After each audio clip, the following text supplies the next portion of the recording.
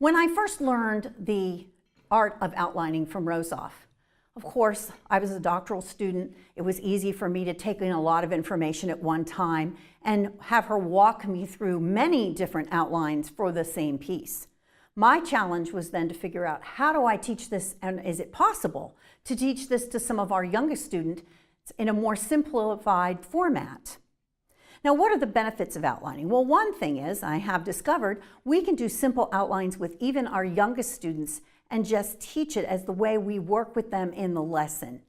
The purpose is to present a more musical performance and to help the youngest students we have, and even many intermediate students, from learning note by note, which seems to be, if you take them and give them a piece and send them home, they do a lot of rote note learning. Now, my experience with working with young children in this is, and my first mistakes were trying to make it too sophisticated right off. And what I did learn in all of this is that the most important thing is to just give them one single outline at a time and to not intellectualize it and tell them that these are outlines. You can use the word, but more ways to practice, and maybe do one outline a week and let them get used to the concept that they're working with the piece in a slightly different way.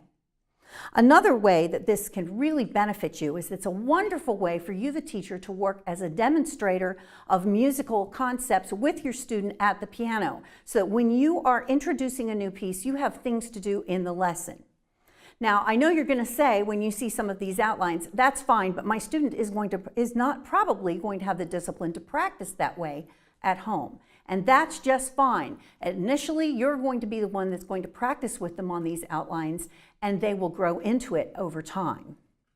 Particularly with transfer students, I think we end up with students that have often just gone through the notes and learned them, not even particularly phrase by phrase, so their practice technique is very simplified. They basically do glorified sight reading for practice and hope that if they play through the piece often enough, long enough, they will learn it.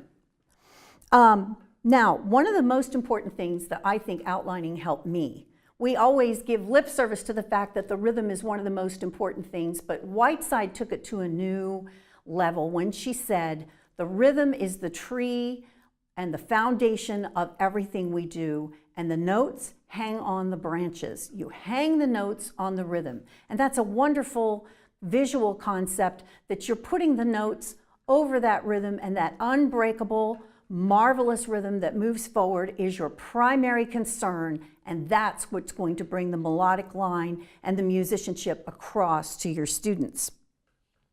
One of the things I've enjoyed about teaching outlines is that my goal now as a teacher is to make music from the very beginning, even if it is slightly different than the piece is not filled out with everything that they're going to be playing. It allows them to get to the musical aspect of the piece much quicker. And we're going to talk about that today. The next thing that outlining teaches us is to discover the slow underneath the fast. You know, if you give your student an invention and they're looking at all of those 16th notes, they're not looking at the harmonic underpinning of that piece, and they're not necessarily understanding that slow overall concept that Bach had that is going to be what makes this piece so magical when they play it well. And so this gives them a chance to slow down and look at that basic emotional rhythm. When Whiteside was first trying to discover the basic emotional rhythm, which she saw in other performances in New York City and other places, especially during the war, the one thing that she realized was, how do I get at that? And that's when she came up with the idea of outlining. So although outlining, there are no rules for outlining, the one thing that Rosoff always told me was, the only sin is don't stop. And we're going to talk about that today. That's something that you learn. It's also a good sight reading tool.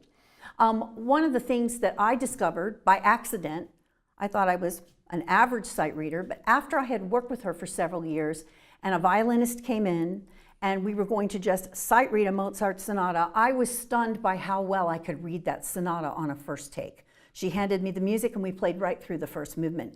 And I realized then just how much I had gained by working with outlines, how it had taught me to look at groupings as I went along, and how I was tracking that basic pulse, and I was able to keep with the violinist for the whole piece, and I had never seen it before. So it sold me on the idea of how much better I played, how much more quickly I could learn music, because I was looking at it in a much larger concept than just learning the notes.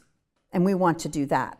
So what we're going to do now is how to find that basic emotional rhythm. And what I've done today is pick out several things to just give you a flavor of some of the earliest outlines you can teach your students. And we hope in future videos to continue this discussion and give you more opportunities to learn them on a more advanced level. But here are some things that I would do with students, which we will begin with in the next section on working on clusters and working with elementary students. We'll be right back.